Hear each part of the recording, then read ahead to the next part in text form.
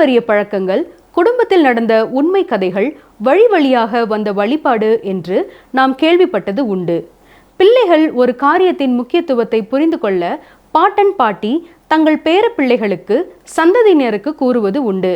அப்படி ஒரு பாட்டனார் தன் பேரனுக்கு சரியாக போதிக்காததால் அல்லது போதிக்கப்பட்டதை அவன் நடைமுறைப்படுத்த தவறியதால் உலகையே தன் குடையின் கீழ் கொண்டு வர முயற்சி செய்த ஒரு அரசாங்கம் ஒரே நாள் இரவில் அழிந்தது.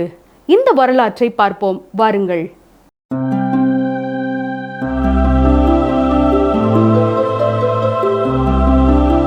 கர்த்தருடைய பரிசுத்த நாமத்திற்கு மகிமை உண்டாவதாக. இந்நாட்களிலே நாம் தானியேல் தீர்க்க தரிசன புத்தகத்தை கற்று வருகிறோம். பாபிலோன் அரண்மனையிலே பெல்ஷாத்சார் என்ற அரசன் எருசலேமில் கர்த்தருடைய ஆலயத்திலிருந்து கொண்டு வரப்பட்ட பாத்திரங்களை பயன்படுத்தி ஒரு பெரிய விருந்திலே குடித்து கொண்டிருந்தான். அப்பொழுது ஒரு கை உறுப்பு மட்டும் அவனுக்கு எதிரே இருந்த சோரில் மெனே மெனே தெக்கேல் உப்பார்சின் என எழுதியது. பாபிலோன் ஞானிகளால் இதற்கான அர்த்தத்தை சொல்ல முடியவில்லை. இறுதியாக தானியேல் அழைக்கப்பட்டிருக்கிறான். எழுத்துக்களின் கருத்தை சொல்லும் முன் அது கர்த்தருடைய கரம் என்றும் அவர் எவ்வளவு வல்லமை உள்ளவர் என்பதையும் தானியேல் விவரிக்கிறான். தொடர்ந்து என்ன நடக்கிறது பாருங்கள். தானியேல் 5ஆம் அதிகாரம் 25, 26 வசனங்கள். எழுதப்பட்ட எழுத்து என்னவென்றால் மெனே மெனே தெக்கேல் உப்பார்சின் என்பதே. இந்த வசனத்தின் அர்த்தமாவது, மெனே என்பதற்கு தேவன் உன் ராஜ்யத்தை மட்டிட்டு அதற்கு முடிவு உண்டாக்கினார் என்றும், மெனே என்பதற்கு கணக்கிடப்பட்டு என்று கூறலாம். இந்த வார்த்தை 2 முறை சொல்லப்பட்டிருக்கிறது. அப்படி என்றால் எண்ணி பார்க்கப்பட்டு. 90ஆம் சங்கீதத்திலே மோசே ஜெபிக்கும் பொழுதும், நாங்கள் ஞான இருதயம் உள்ளவர்களாகும்படி எங்கள் நாட்களை எண்ணும் அறிவை எங்களுக்கு போதித்தருளும் என்று கேட்கிறார். இந்த உலகத்திலே நாம் வாழும் நாட்களின் எண்ணிக்கையை தேவன் ஒருவரே அறிந்திருக்கிறார்.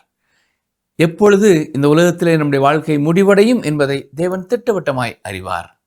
தேவன் பாபிலோனிய ராஜ்யத்தின் நாட்களை எண்ணி முடித்து விட்டார். ஒவ்வொரு நாளும் நடைபெற்ற ஒவ்வொரு சம்பவமும் அவருக்கு தெரியும். பிரியமானவர்களே, நமது வாழ்க்கையையும் தேவன் முன்னதாகவே தீர்மானித்து விட்டார். நாம் அதை மாற்ற முடியாது. நண்பர் ஒருவர் விமானத்தில் பயணம் செய்ததே இல்லை. அவருடைய மற்ற நண்பர்கள் அவரை ஒரு விமான பயணம் செய்ய உற்சாகப்படுத்தினார்கள். ஆனால் விமானத்தில் பறக்கும் பொழுது விமானம் கீழே விழுந்து விடுமோ என்று அவர் பயந்து கொண்டிருந்தார். அப்பொழுது நண்பர் ஒருவர் சொன்னார், தேவன் உங்களுக்கு வைத்திருக்கிற கணக்கு முடிந்து விட்டது என்றால் நீங்கள் வானத்தில் இருந்தாலும் சரி, பூமியில் இருந்தாலும் சரி, முடிவு நிச்சயம்தான் என்றார். உடனே அந்த மனிதன், என்னுடைய எண்ணிக்கை எப்பொழுது முடிந்தாலும் எனக்கு பரவாயில்லை, ஆனால் விமான ஓட்டியின் எண்ணிக்கை முடிந்து விடக்கூடாது என்றுதான் பயப்படுகிறேன் என்று கூறினாராம். பிரியமானவர்களே, தேவன் சுகத்தோடும் பலத்தோடும் நமக்கு கொடுத்திருக்கிற காலகட்டங்களிலே கர்த்தருக்காய் நாம் செய்ய வேண்டிய காரியங்களை சாட்சியுள்ள வாழ்க்கையோடு நிறைவேற்ற அவர் எதிர்பார்க்கிறார் என்பதை மறந்து போகக்கூடாது. சரி, வசனம் 27 பாருங்கள். தானியேல் 5:27. தெக்கேல் என்பதற்கு நீ தராசிலே நெருக்கப்பட்டு குறைய காணப்பட்டாய் என்றும். தேவன் தன்னுடைய தராசிலை வைத்து பாபிலோனை நிறுத்த பார்த்தார். அது குறைவாக காணப்பட்டது. தேவனே பாபிலோனை உண்டாக்கியவர், அவரே அதை உயர்த்தியவர். இப்பொழுது அதை தாழ்த்த போகிறார். ஏனென்றால் பாபிலோன் தேவனுடைய எதிர்பார்ப்பிற்கு ஏற்றாற்போல் காணப்படவில்லை. வெளிப்படுத்தின விசேஷம் 2ஆம் 3ஆம் அதிகாரங்களிலே சின்ன ஆசியாவின் 7 சபைகளை குறித்து நாம் வாசிக்கிறோம். மேலும் விளக்கு தண்டுகளின் நடுவே உலாவும் இயேசு கிறிஸ்துவையும் பார்க்கிறோம். அந்த விளக்கு தண்டுகளிலே எண்ணெய் ஊற்றுகிறார், திரியை தீண்டி விடுகிறார். அதுபோலத்தான் இன்றைக்கும் தேவன் திருச்சபைகளை உற்சாகப்படுத்துகிறார், ஊக்கப்படுத்துகிறார். அதே நேரம் அவர் திருச்சபைகளை நியாயம் தீர்க்கிறார். நம்முடைய மதிப்பீட்டின்படி நம்முடைய திருச்சபை சிறந்த ஒரு திருச்சபையாக தெரியலாம். ஆனால் தேவன் தமது அளவுகோலால் அதை அளந்து நம்முடைய நிலைமையை நமக்கு காட்டுகிறார். நாம் என்ன செய்ய வேண்டும் என்று கூறுகிறார். அந்த 7 சபைகளுக்கும் அவர் சொல்லும் பொழுது, நீ மனம் திரும்பு, இல்லாவிட்டால் நான் சீக்கிரமாய் உன்னிடத்தில் வந்து உன்னை நியாயம் தீர்ப்பேன் என்று தான் கூறியிருக்கிறார். இன்றைக்கும் தேவன் நம்மை பார்த்தும் இதையே தான் கூறுகிறார். நம்முடைய நீதி போதுமானதல்ல. நம்முடைய நீதி அழுக்கான கந்தையாயிருக்கிறது. ரோமர் 3ஆம் அதிகாரம் 21, 22, 23 வசனங்களை பாருங்கள். இப்படி இருக்க நியாயப்பிரமாணம் இல்லாமல் தேவநீதி வெளியாக்கப்பட்டிருக்கிறது. அதை குறித்து நியாயப்பிரமாணமும் தீர்க்க தரிசனங்களும் சாட்சியிடுகிறது. அது இயேசு கிறிஸ்துவை பற்றும் விசுவாசத்தினாலே பலிக்கும் தேவ நீதியே. விசுவாசிக்கிற எவர்களுக்குள்ளும் எவர்கள் மேலும் அது பலிக்கும். வித்தியாசமே இல்லை. எல்லாரும் பாவம் செய்து தேவ மகிமையற்றவர்களாகி. ஆம் பிரியமானவர்களே, தேவன் மனிதர்களுடைய செயல்களை நிறுத்து பார்க்கிறார். சரி, தானியேல் 5ஆம் அதிகாரம் 28ஆம் வசனம். பெரேஸ் என்பதற்கு உன் ராஜ்யம் பிரிக்கப்பட்டு மேதியர்க்கும் பெர்சியர்க்கும் கொடுக்கப்பட்டது என்றும் அர்த்தமாம் என்றான். உப்பார்சின் என்பது பன்மை, பெரேஸ் என்பது ஒருமை. எனவே தானியேல் இங்கே கூறும்பொழுது பெரேஸ் என்பதற்கு உன் ராஜ்யம் பிரிக்கப்பட்டு மேதியருக்கும் பெர்சியருக்கும் கொடுக்கப்பட்டது என்ற அர்த்தத்தை கொடுக்கிறான். வேறு வார்த்தைகளிலே சொல்ல வேண்டும் என்றால், பொன்னாலான தலை அகற்றப்பட போகிறது, வெள்ளியாலான புயங்களும் மார்பு பகுதிகளும் இனி உலகத்தை ஆளப்போகிறது. இந்த பூமியின் ராஜ்யங்களுக்கெல்லாம் மேலாக கர்த்தாதி கர்த்தர் இருக்கிறார். இந்த சத்தியத்தை புரிந்து கொள்ள எசேக்கியேல் 21ஆம் அதிகாரம் 27ஆம் வசனத்தையும் நாம் கவனிக்க வேண்டும். வாசிக்கிறேன். எசேக்கியேல் 21:27. அதை கவிழ்ப்பேன் கவிழ்ப்பேன் கவிழ்ப்பேன், உரிமைக்காரனானவர் வருமட்டும் அது இல்லாதிருக்கும், அவருக்கே அதை கொடுப்பேன் என்று கர்த்தராய் ஆண்டவர் சொல்லுகிறார். இயேசு கிறிஸ்து மீண்டும் வரும் வரை தேவன் ராஜ்யங்களை ஒன்றன் பின் ஒன்றாய் கவிழ்த்து கொண்டே இருப்பார். உலகத்தையே பயமுறுத்தி கொண்டு இருந்த முசோலினி, ஹிட்லர், ஸ்டாலின் போன்ற பலரை இந்த உலகத்தில் இல்லாதபடி செய்ததும் அவரே. ஏனென்றால் தேவனே பொறுப்பில் இருக்கிறார். ஆம், கைகளால் பெயர்க்கப்படாத ஒரு கல் புறப்பட்டு வந்து இந்த உலகை ஆளப்போகிறது. அந்த கல் ஆண்டவராய் இயேசு கிறிஸ்துவே. தானியேல் 2ஆம் அதிகாரம் 34ஆம் வசனத்திலே நாம் வாசிப்பது போல அவரே இங்கே வந்து தன்னுடைய ராஜ்யத்தை நிறுவப் போகிறார். தொடர்ந்து வாசிக்கிறேன், கவனியுங்கள். தானியேல் 5ஆம் அதிகாரம் 29ஆம் வசனம். அப்பொழுது பெல்ஷாத்சார் தானியேலுக்கு இரத்தாம்பரத்தையும் அவனுடைய கழுத்தில் பொற்சர பணியையும் தரிப்பிக்கவும், ராஜ்யத்திலே அவன் 3ஆம் அதிகாரியாய் இருப்பவன் என்று அவனை குறித்து பறைமுறையிடவும் கட்டளையிட்டான். மீண்டும் இங்கே தானியேலை குறித்து சொல்லும் பொழுது தேசத்தில் அவன் 3வது அதிகாரியாக இருப்பான் என்று கூறப்பட்டிருக்கிறது. ஏனென்றால் உண்மையில் நெபோனிடோஸ் அரசனாக இருக்கிறான். ஆனால் அவன் வெளியே அதிகமாக அலைவதனாலே உள்நாட்டு பொறுப்பை பெல்ஷாத்சார் ஆகிய அவனுடைய மகன் பார்த்து வருகிறான். எனவே இப்பொழுது 3வது ஸ்தானத்தை தான் தானியேலுக்கு கொடுக்க முடியும். தானியேல் 5ஆம் அதிகாரம் 30-31ஆம் வசனங்களை பாருங்கள். அன்று ராத்திரியிலே கல்தேயரின் ராஜாவாகிய பெல்ஷாத்சார் கொலை செய்யப்பட்டான். மேதியனாகிய தரியு தன் 62ஆம் வயதில் ராஜ்யத்தை கட்டி கொண்டான். பெல்ஷாத்சார் விருந்து நடைபெற்று கொண்டிருந்த போது மேதியர்கள் பாபிலோன் பட்டணத்திற்கு உள்ளே வந்து கொண்டிருந்த யூப்ரட்டிஸ் நதியை திசை திருப்பி விட்டுவிட்டு அந்த நதி வந்த வழியாக பட்டணத்திற்குள்ளே நுழைந்து விட்டார்கள். இப்பொழுது கோபுரியாஸ் என்பவன் தனது படையோடு கூட அரண்மனையை நோக்கி வந்து கொண்டிருக்கிறான். பாபிலோனிய காவலாளிகள் என்ன நடக்கிறது என்பதை அறிந்து கொள்ளும் முன்னதாக அந்த படை அரண்மனைக்குள்ளேயும் நுழைந்து விட்டது.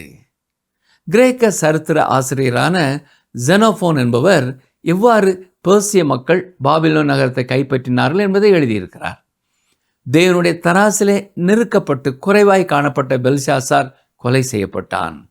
தேவனே அதை செய்தார். என்னையும் உங்களையும் பார்த்து அவர் சொல்வதும் இதுதான்: எல்லாரும் பாவம் செய்து தேவ மகிமையற்றவர்களானார்கள். தேவனுடைய அளவுகோலின்படி நாம் அளக்கப்படும் பொழுது குறைவாகவே காணப்படுகிறோம். நம்மிலே யாருமே 100% சுத்தமானவர்கள் அல்ல. நாம் தேவனை விட்டு தூரம் போனவர்களாக, எந்த நீதிமற்றவர்களாக காணப்படுகிறோம். தேவனே நமக்கு தமது ரட்சிப்பை இலவசமாக கொடுக்கிறவராயிருக்கிறார். பெல்ஷாத்சார் தேவரை புறக்கணித்தான். எனவே அவன் கொலை செய்யப்பட்டான். மேதியனாகிய தரியு வெள்ளி ராஜ்யத்தின் அரசனானான். திடீரென பாபிலோன் பிடிக்கப்பட்டது. இந்த சம்பவத்தை குறித்து ஏற்கனவே ஏசாயா 23ஆம் அதிகாரத்தில் எழுதியிருக்கிறார். எதிர்காலத்தில் மற்றுமொரு பாபிலோன் தேவனுடைய கரத்தினாலே விழப்போகிறது. இதைத்தான் வெளிப்படுத்தின விசேஷம் 18ஆம் அதிகாரத்திலே நாம் வாசிக்கிறோம். அதோடு கூட மனிதனுடைய ராஜ்யம் முற்று பெறும். இப்பொழுது தொடர்ந்து நாம் தானியேல் 6ஆம் அதிகாரத்தையும் பார்ப்போம். இந்த அதிகாரம் பொதுவாக அநேக அறிந்திருக்கும் ஒரு வேத பகுதியாகும். இங்கேதான் தானியேல் சிங்க கெபியிலே போடப்பட்ட சம்பவம் எழுதப்பட்டிருக்கிறது. அருமையான சகோதரனே, சகோதரியே, தானியேல் ஒரே ஒரு இரவு தான் சிங்க கெபியிலே இருந்தான். ஆனால் 17 வயது முதல் 70 வயது வரை தேவனை அறியாத அரசர்களின் மாளிகையிலே வாழ்ந்தான். உண்மையை சொல்லப்போனால் சிங்கங்களோடு ஒரு இரவு வாழ்வதை விட இத்தனை நீண்ட காலம் அந்த அரசர்களின் அரண்மனையிலே வாழ்வதுதான் கடினமானது. சிங்கக்கபிலே சிங்கங்களால் தானியேலை தொட முடியவில்லை. பாபிலோன் அரண்மனையிலே நேபுகாத்நேச்சார், நெபோனிடுஸ், பெல்ஷாசார், மேதியான தரியு மற்றும் கோரேஸ் இவர்கள் எல்லாருமே தேவனை அறியாதவர்களாக இருந்தார்கள். எனவே தானியேல் எப்பொழுதுமே ஆபத்தின் மத்தியிலே தான் வாழ்ந்து வந்தார். இவர்களிலே ஒரு சிலருடைய வாழ்க்கையிலே ஜீவனுள்ள உண்மையான தேவனை குறித்த அறிவிற்குள்ளே அவர்களை வழிநடத்தும் பாக்கியம் பெற்றார். தானியேல் சிங்கக்கபிலே ஒரே ஒரு இரவைத்தான் கழித்தார். என்றாலும் அதையும் நாம் கற்றுக்கொள்ளப் போகிறோம். ஏனென்றால் இன்று வாழும் நமக்கும் அதில் செய்தி உண்டு. இந்த அதிகாரத்தோடு கூட தானியேல் புத்தகத்தின் சரித்திர பகுதி நிறைவு பெறுகிறது. தானியேலின் வாழ்க்கையிலே நடைபெற்ற இந்த சம்பவமும் கர்த்தர் தம்முடைய பிள்ளைகளை எந்த அளவு பாதுகாக்கிறார் என்பதை வெளிப்படுத்தும் ஒரு சரித்திரமாய் இருக்கிறது. அது மட்டுமல்ல, மகா உபத்திரவ காலத்திலும் மீதம் இருப்பவர்களை தேவன் எவ்வாறு பாதுகாக்கிறார் என்பதும் நமக்கு நினைவுபடுத்தப்படுகிறது. தானியேல் 3ஆம் அதிகாரத்திலே சாத்ராக், மேஷாக், ஆபேத்நேகோவை அக்கினி சுளையின் மத்தியிலே தேவன் பாதுகாத்தார். அந்த காலகட்டத்திலே தானியேல் எங்கே போனார் என்பது நமக்கு கூறப்படவில்லை. அதுபோல தானியேல் 6ஆம் அதிகாரத்திலே தானியேல் சிங்கக்கபிலே போடப்பட்ட பொழுது சாத்ராக், மேஷாக், ஆபேத்நேகோ எங்கே சென்றார்கள் என்பதும் நமக்கு தெரியவில்லை. சில வேத பண்டிதர்களின் கருத்துப்படி இவர்கள் மூவரும் மரித்து போயிருக்கலாம். தானியேல் 3ஆம் அதிகாரமும் 6ஆம் அதிகாரமும் மகா உபத்திரவ காலத்திலே காக்கப்படும் யூதர்களை குறித்தும் யூதர் அல்லாதவர்களை குறித்தும் நமக்கு நினைவுபடுத்துகிறது. 3ஆம் அதிகாரத்திலே தேவனை அறிந்த மக்கள் மேல் உலக மக்களின் வெறுப்பும் பகையும் துன்புறுத்தலும் முக்கியத்துவப்படுத்தப்படுகிறது. இந்த 6ஆம் அதிகாரத்திலே பிசாசினுடைய பகை உணர்வும் பாடுபடுத்துதலும் முக்கியத்துவப்படுத்தப்படுகிறது என்று கூறலாம். இந்த நாளிலே நம்மை நோக்கி வரும் செய்தி 1 பேதுரு 5ஆம் அதிகாரம் 8ஆம் வசனம். கவனியங்கள், வாசிக்கிறேன். தெளிந்த புத்தி உள்ளவர்களாயிருங்கள், விழித்திருங்கள், ஏனெனில் உங்கள் எதிராளியாகிய பிசாசானவன் கெர்ச்சிக்கிற சிங்கம் போல் எவனை விழுங்கலாமோ என்று வகை தேடி சுற்றித் திரிகிறான். இந்த காலத்திலும் நாம் சிங்கக்கபியில் தான் வாழ்கிறோம். ஏனென்றால் இந்த உலகமே அந்த சிங்கக்கபி. பிசாசானவன் எவனை விழுங்கலாமோ என்று வகை தேடி சுற்றி கொண்டிருக்கிறான். பாருங்கள், தானியேல் 6ஆம் அதிகாரம் முதல் 2 வசனங்களை வாசிக்கிறேன். ராஜ்யம் முழுவதையும் ஆளும்படிக்கு தன் ராஜ்யத்தின் மேல் 120 தேசாதிபதிகளையும் ராஜாவுக்கு நஷ்டம் வராதபடிக்கு அந்த தேசாதிபதிகள் கணக்கு ஒப்புவிக்கிறதற்காக அவர்களுக்கு மேலாக 3 பிரதானிகளையும் ஏற்படுத்துவது தரிவுக்கு நலம் என்று கண்டது. இவர்களில் தானியேல் ஒருவனாயிருந்தான். சரித்திரம் தொடர்வதை இங்கே நாம் கவனிக்கிறோம். பாபிலோன் ராஜ்யமாகிய பொன்னாலான தலை இப்பொழுது மறைந்து விட்டது. உலக வல்லரசாக இருந்த பாபிலோன் இப்பொழுது இல்லை. இப்பொழுது மேதிய பெர்சிய ராஜ்யங்கள் நேபுகாத்நேச்சார் கண்ட சிலையில் இருந்தது போல வெள்ளியிலான ராஜ்யமாய் இருக்கிறது. இங்கே தரியு என்று சொல்லப்படுகிறவர் இந்த உலகத்தின் சரித்திரத்தின்படி 2வது தரியு, அதாவது சயாக்சரஸ். இவன் 2 ஆண்டுகள் தான் ஆட்சி செய்திருக்கிறான். இவனை தொடர்ந்து தரியுவின் சகோதரியாகிய முண்டேவி என்பவருக்கும் பெர்சியனான கம்பேசியஸ் என்பவருக்கும் மகனாக பிறந்த கோரேஸ் அரசனானான். இந்த காலகட்டத்திலே தான் உலகம் மேதிய பெர்சிய ராஜ்யத்தின் கீழே இருந்திருக்கிறது. உலக அளவிலான அந்த ராஜ்யம் கரம் மாறினாலும் மேதிய அரசனான தரியுவின் காலத்திலும் தானியேல் ஒரு முக்கியமான பொறுப்பில் இருப்பதை நாம் பார்க்கிறோம். நேபுகாத்நேச்சார் சொப்பனத்திலே கண்ட சிலை பொன், வெள்ளி, வெண்கலம், எறும்பு, களிமண் ஆகிய வித்தியாசமான உலோகங்களால் செய்யப்பட்டதாக இருந்ததால் ஒவ்வொரு காலகட்டத்திலும் அதன் தரம் குறைந்து கொண்டே வருவதை தெளிவுபடுத்துகிறது என்று சிந்தித்தோம். நேபுகாத்நேச்சாரின் ஆட்சி காலத்திற்கு பின் வந்த இந்த மேதிய பெர்சிய ராஜ்யம் எவ்வாறு குறைபட்டதாக காணப்படுகிறது என்பதை நாம் இங்கே அறிந்து கொள்ள முடியும். கவனியுங்கள், நேபுகாத்நேச்சாரின் ஆட்சி காலத்திலே அவன் ஒருவனே அரசன். அவன் சொல்வதே இறுதியான வார்த்தையாக இருந்தது. அவனுடைய ஆளுகையின் அதிகாரத்தை எந்த ஒரு மனிதனோடும் அவன் பகிர்ந்து கொள்ளவில்லை. ஆனால் இப்பொழுது இங்கே தரியு ராஜாவுக்கு 120 தேசாதிபதிகள் இருந்தார்கள். அவர்கள் அதிகாரத்தை பகிர்ந்து கொண்டிருந்தார்கள். இந்த 120 தேசாதிபதிகளுக்கும் மேலாக தரியு 3 பிரதானிகளையும் ஏற்படுத்தி இருந்தான். இந்த மூவரும் தரியு ராஜாவிற்கும் அந்த 120 தேசாதிபதிகளுக்கும் இடையில் இருந்து செயல்பட்டார்கள். எனவே இப்பொழுது பொறுப்புகள், உத்தியோகங்கள் பகிர்ந்து கொடுக்கப்பட்டிருக்கின்றன. இந்த 3 பிரதானிகளிலே ஒருவன் தானியேல். ராஜாவுக்கு நஷ்டம் வராதபடி கவனிக்க வேண்டியதுதான் இந்த பிரதானிகளின் பொறுப்பு. அதாவது எந்த விதத்திலும் ராஜா ஏமாற்றப்பட்டு விடாதபடி கவனிக்க வேண்டியது இவர்கள் பொறுப்பு. இந்த 3 பிரதானிகளிலும் தானியேல் முதன்மையானவராக இருந்தார்.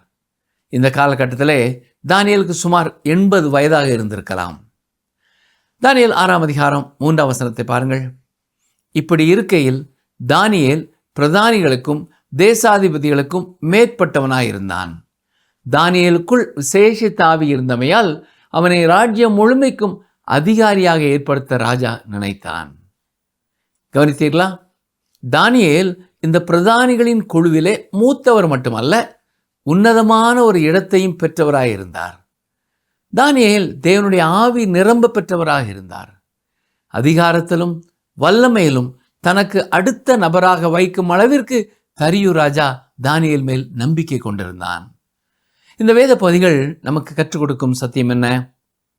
பெல்ஷாசாரை போல நாம் கர்த்தரை குறித்தும் அவருடைய பொருட்களை குறித்தும் குறைவாய் நினைத்து கொண்டிருப்போம் என்றால் அதை சரி செய்து கொள்வோம். கர்த்தர் இந்த உலகத்தை மட்டுமல்ல, அண்ட சராசரங்களை படைத்தவர், அனைத்தையும் ஆட்சி செய்கிறவர். அவருடைய அனுமதி இல்லாமல் இந்த உலகத்திலே ஒரு அணுவும் அசைய முடியாது. சர்வ வல்லமை உள்ள அவரை நாம் ராஜாதி ராஜாவாக, கர்த்தாதி கர்த்தாவாக ஏற்றுக்கொண்டு அவர் முன் நம்மை தாழ்த்தி அவரை தொழுது கொண்டு வாழ கற்றுக்கொள்வோம். என்னை கனம் பண்ணுகிறவனை நானும் கனம் பண்ணுவேன், என்னை கனவீன பண்ணுகிறவர்கள் கனஈனப்படுவார்கள் என்றுதான் வேதவசனம் சொல்கிறது. கர்த்தருடைய ஆலயத்தை குறித்தோ ஊழியர்களை குறித்தோ ஏளனம் செய்யாமல் ஜாக்கிரதையாக இருந்து நம்மை நாம் காத்துக்கொள்வோம். அரசர்கள் பலர் மாறி மாறி ஆட்சி செய்தாலும் கர்த்தர் தானியேலை எல்லா கட்டங்களிலேயும் காத்து கொண்டது போல உங்கள் வாழ்க்கை சூழ்நிலைகள் அடிக்கடி மாற்றம் பெறுகிறதா இருந்தாலும் கர்த்தர் உங்களோடு இருக்கிறார். நிச்சயமாய் உங்களையும் அவர் காத்துக்கொள்வார் என்ற பூரண விசுவாசத்தோடு தானியேலை போல தேவனோடு எப்பொழுதும் தொடர்புடையவர்களாய் வாழ நம்மை அர்ப்பணிக்க வேண்டும். நம்முடைய ஜெப நேரம் எப்படி இருக்கிறது? தேவனோடு உள்ள நம்முடைய தொடர்பு எப்படிப்பட்டதாக இருக்கிறது? நாம் கருத்துள்ளவர்களாய் வாழ நம்மை ஆண்டவருடைய கரத்திலே அர்ப்பணிப்போம். கர்த்தருடைய கிருபை உங்களையும் உங்கள் குடும்பத்தையும் இன்றும் என்றும் தாங்கி வழி நடத்துவதாக. ஆமென்.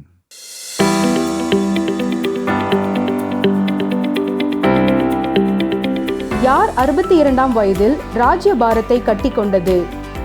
யார் 62ஆம் வயதில் ராஜ்யபாரத்தை கட்டி கொண்டது? ஆப்ஷன் ஏ பெரசு, ஆப்ஷன் பி கோரேஸ், ஆப்ஷன் சி மேதியனாகிய தரியு.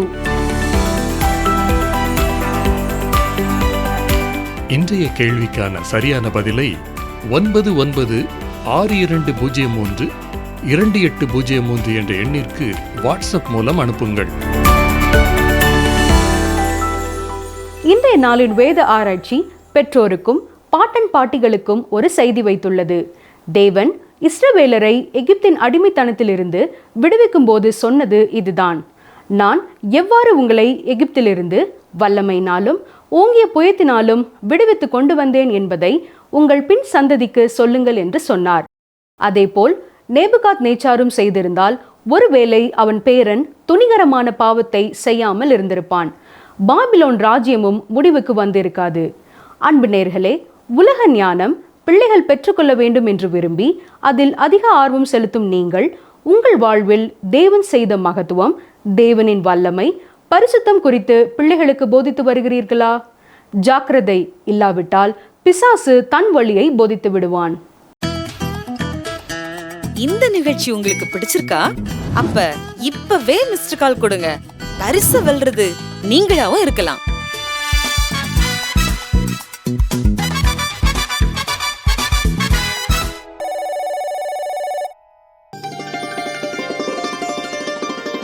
உன்னை ரட்சிக்கும் படிக்கு நான் உன்னுடனே இருக்கிறேன் என்று கர்த்தர் சொல்லுகிறார். எரேமியா 1:19.